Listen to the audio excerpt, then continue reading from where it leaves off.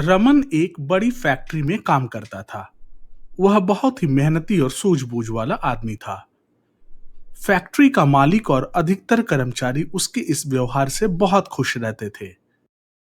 Thank you Raman, अगर तुम मेरी मदद नहीं करते तो पता नहीं मैं कब तक फंसा रहता। दोस्तों, इस बार भी बेस्ट एम्प्लॉय का अवार्ड जाता है रमन को। शाबाश रमन, मुझे तुम पर गर्व है। ऐसे ही मन लगाकर काम करते रहो। लेकिन उसकी प्रगति और बड़ाई फैक्ट्री के ही कुछ अन्य कर्मचारियों को बिल्कुल पसंद नहीं आती थी। वे रमन से बहुत जलते थे। वे जब तब उसकी झूठी शिकायतें फैक्ट्री के मालिक से करते रहते थे और उसके खिलाफ भड़काते रहते थे। लेकिन सेठ को रमन पर पूरा भरोसा था, इसलिए वे उनकी बातें सुनकर भी अनसुना कर देते थे। पर बहुत दिन तक बार बार रमन के खिलाफ भड़काने के कारण उनको भी कुछ शक होने लगा। लेकिन सेठ ने रमन को कुछ भी नहीं कहा। इसी बीच रमन को एक बड़ी रकम की जरूरत पड़ी, क्योंकि उसे अपने पिता का इलाज कराना था। उसने पैसों के इंतजाम के लिए ऑफिस में भी कुछ लोगों से इस बारे में बातें की। बदकिस्मती से इसी दौरान फैक्ट्री में रुपयों का एक बहुत बड़ा घोटाला पकड़ा गया। ऐसी स्थिति में उन कर्मचारियों को मौका मिल गया और उन्होंने रमन के बारे में अफवाहें फैलानी शुरू कर दी और उसे फंसाने की पूरी तैयारी कर ली। उनकी ये कोशिश थी कि वो घोटाले में रमन को फंसा दे। वह घोटाला रमन के विभाग में ही हुआ था। हालांकि उससे रमन का दूर दूर तक कुछ लेना देना नहीं था। लेकिन रुपयों के हेरफेर और बार बार कान भरने के कारण सेठ ने तंग आकर रमन को बुलाया। रमन, मैं बहुत दिनों से तुम्हारी कई शिकायतें सुन रहा हूं। मुझे तो यह भी लगता है कि रुपयों का हेरफेर भी तुमने ही किया है। मेरे तो सुनने में आया है कि तुम्हें रुपयों की सख्त जरूरत है, क्योंकि तुम अपने लिए एक बड़ा घर खरीदने वाले हो। मैंने तुम पर बहुत भरोसा किया, लेकिन तुमने मुझे बहुत निराश किया है। सेठ जी, ऐसी बात नहीं है। मैं आपको पूरी सच्चाई बताता हूं। नहीं रमन, मैं कुछ भी नहीं सुनना चाहता। जब तक कि तुम अपनी बेगुनाही साबित नहीं कर देते, तब तक मैं तुम्हें फैक्ट्री से सस्पेंड करता हूं। रमन को यह सुनकर बहुत दुख हुआ और वह बिना कुछ कहे ही वहां से निकल गया। उसे समझ आ गया था कि उसे जानबूझकर इस मामले में फंसाया जा रहा है। वहां से निकलकर रमन सीधा अपने घर जाना चाहता था, लेकिन फिर उसने सोचा कि वो अपने बीमार पिता और घर वालों को क्या मुंह दिखाएगा। इसलिए वह कुछ देर के लिए एक पार्क में जाकर बैठ गया। पार्क में बैठकर अभी वह कुछ सोच ही रहा था कि तभी उसे चतुर चाचा का ख्याल आया। चतुर चाचा गांव के बाहर एक झोपड़ी नुमा कुटिया में रहते थे। वैसे तो उनका नाम धनी राम था, लेकिन लोग उनकी बुद्धिमानी की वजह से उन्हें चतुर चाचा बुलाते थे। उन्हें गांव का सबसे बुद्धिमान व्यक्ति माना जाता था। उनके पास हर मुसीबत का हल रहता था। कुटिया पहुंचकर रमन ने चतुर चाचा को पूरी बात बताई। पूरी बात सुनकर चतुर चाचा ने थोड़ी देर सोचकर कहा, बस इतनी सी बात है और तुम परेशान हो गए? अरे भाई, मुझे चतुर चाचा ऐसे ही नहीं बुलाते। अभी तुम्हारी मुसीबत का हल निकालता हूं। उसके बाद चतुर चाचा ने रमन के कान में कुछ कहा। चाचा की बातों को सुनकर उसकी आंखों में आशा की किरण जग गई। अगली सुबह सेठ को फैक्ट्री में एक चिट्ठी मिली। वह चिट्ठी रमन की थी। उस चिट्ठी में रमन ने लिखा था, सेठ जी, मैंने कई वर्षों तक ईमानदारी से आपके फैक्ट्री में काम किया है, पर मुझ पर झूठा आरोप लगाया गया। मुझे बोलने तक का मौका नहीं दिया गया। मेरे पास अपनी बेगुनाही साबित करने का एक ही रास्ता था कि मैं अपनी जान ले लूं। सेठ यह सुनकर बहुत चिंतित हुआ और रोने लगा। अरे रमन, तुमने ये क्या कर डाला मेरे बेटे? तुम वापस आ जाओ। बेगुनाही साबित करने का ये सही तरीका नहीं है। सेठ का रोना सुनकर फैक्ट्री के अन्य कर्मचारी भी वहां जमा हो गए। सभी कर्मचारी एक एक करके रमन की बड़ाई करने लगे।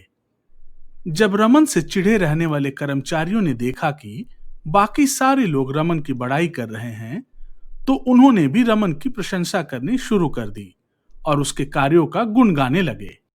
यह सब अभी चल ही रहा था कि तभी वहां अचानक रमन आया और सेठ से बोला, सेठ जी, इस फैक्ट्री में काम करने वाले सब लोगों ने मेरे विषय में अच्छा ही कहा। क्या इससे कोई अच्छा रास्ता है यह बताने के लिए कि मैं ईमानदार हूं? अब तो आपको मेरी बेगुनाही का सबूत मिल चुका होगा। सेठ को अपनी गलती का एहसास हो चुका था। उसने रमन की पूरी बात सुनी और उससे क्षमा मांगी। सेठ ने रमन के पिता के इलाज के लिए पैसे भी दे दिए और दोषी लोगों को फैक्ट्री से भी निकाल दिया। पुरानी बात है, होशियार चंद नाम का एक साहूकार था। उसकी किराने की दुकान थी। वो किराने की दुकान उसे वसीयत में मिली थी।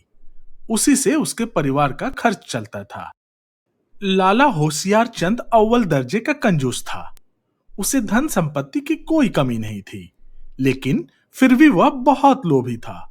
वह हमेशा इसी चिंता में डूबा रहता था कि कैसे अपने धन को और बढ़ाया जाए। वाह, चाय तो बहुत स्वादिष्ट बनी है। तभी अचानक उसे कुछ याद आया। अरे चिंटू की अम्मा, उपयोग की हुई चाय की पत्ती फेंका तो नहीं? उसे फिर से इस्तेमाल किया जा सकता है। ना तो वह स्वयं अच्छा खाना खाता था और ना परिवार वालों को खाने देता था। घी की बोतल खाने की मेज पर सिर्फ खुशबू के लिए रख देता था, लेकिन घी का प्रयोग बिल्कुल भी मना था। बच्चों, ये घी की बोतल सिर्फ खुशबू के लिए रखा है, खाने के लिए नहीं। वाह, कितनी मनमोहक खुशबू है। मजा आ गया भाई, वाह। वह हमेशा देर शाम को सब्जी और फल लेने निकलता था ताकि उसे सब कुछ बहुत सस्ती मिल जाए। सही मायनों में वह नाम का ही होशियार चंद था। उसके काम और उसकी बातें उसके नाम से बिल्कुल भी मेल नहीं खाते थे। इसी वजह से वह हंसी का पात्र बनता रहता था। अरे होशियार चंद, ये कैसे कपड़े पहन रखे हैं? याद करो, तुम्हारे पिताजी कितने अच्छे कपड़े पहनते थे। लो, कर दी ना बेवकूफों वाली बातें। अरे भाई, ये कपड़े तो मेरे पिताजी के ही हैं। वाह भाई वाह, तुम्हारी होशियारी का तो सच में कोई जवाब ही नहीं है। एक बार वह किसी काम से बाजार जा रहा था। तभी उसकी जेब से एक सिक्का कहीं गिर गया। घास बहुत ज्यादा थी। लाला ने बहुत कोशिश की, मगर वो गिरे हुए सिक्के को फिर नहीं पा सका। लालची लाला एक पैसे के खो जाने से बहुत उदास हो गया। वह अपने आप से बातें करने लगा। हे भगवान, आज बहुत नुकसान हो गया। उस 1 रुपए से कल 2 रुपए, फिर 4 रुपए, 8 रुपए तथा 100 रुपए भी हो सकते थे। इसके खो जाने से मेरे धन में 1 रुपया कम हो गया। अब मैं क्या करूं? यह सोचकर वह फिर से दूने उत्साह से घास में उस पैसे को खोजने लगा। खोजते खोजते उसे एक चमकीला हीरा मिला। उसने उसे हाथ से उठाया तो उसके प्रकाश से आसपास जगमगाहट फैल गई। वह बहुत प्रसन्न हुआ। ये तो निश्चय ही नागमणि है। अब इसके मिल जाने से मुझे धन की कोई कमी नहीं रहेगी। उसने सुन रखा था कि जिसके पास नागमणि होती है उसे किसी चीज की कमी नहीं रहती। उसने नागमणि को छुपाकर अपनी मुट्ठी में भींच लिया और घर की ओर चल पड़ा। अभी वह कुछ दूरी ही चला होगा कि अचानक उसके मन में एक शंका जगी। नागमणि तो बहुत ही दिव्य मणि है। यह बहुत पुण्यों और देवताओं के आशीर्वाद से प्राप्त होती है, मगर मैंने तो ऐसा कोई पुण्य किया ही नहीं। ना ही देवताओं ने मुझे नागमणि प्राप्त होने का आशीर्वाद दिया है। निश्चय ही मेरी मुट्ठी में जो है वो नागमणि नहीं हो सकती। यह जरूर कोई मामूली पत्थर है। भला मैं इसे घर ले जाकर क्या करूंगा? सब मेरी हंसी उड़ाएंगे। मन में यह बात आते ही उसने नागमणि को दूर फेंक दिया और अपने घर लौट आया। घर आकर भी उसके मन से नागमणि की बात नहीं उतरी थी। अब वह मन ही मन अपने को कोस रहा था। हे भगवान, मैं कैसा मूर्ख हूं। कम से कम मुझे किसी जौहरी को दिखा लेना चाहिए था या किसी जानने वाले से पूछ लेना चाहिए था। क्या पता वो सच में नागमणि हो। लगता है मैंने अपनी मूर्खता के कारण सुख संपत्ति देने वाली नागमणि को पत्थर जानकर फेंक दिया। अब मैं क्या करूं? यह ख्याल आते ही बस वह उठा और नागमणि की खोज में वहां चल दिया जहां उसने उसे फेंका था। वहां जाकर उसे खोजने लगा। पूरा दिन बीत गया। नागमणि अब कहां मिलनी थी। खोजते खोजते उसे फिर एक और चमकीला पत्थर मिला। उस पत्थर के टुकड़े से सुनहरी रोशनी निकल रही थी। लालची लाला बहुत खुश हुआ। उसे पूरा विश्वास हो गया था कि वह चमकीली चीज जरूर ही कोई बहुमूल्य मणि होगी। उसने ऐसा पत्थर कभी नहीं देखा था।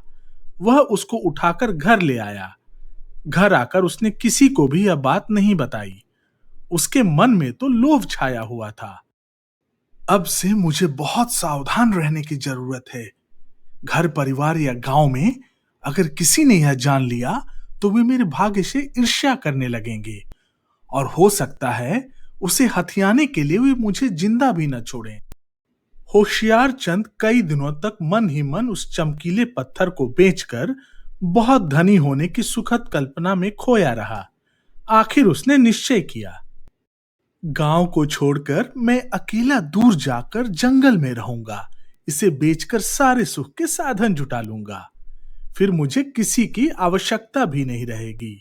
कुछ धन को छुपा कर भी रख दूंगा। मेरे अलावा इस बारे में किसी को कुछ भी पता नहीं चलेगा।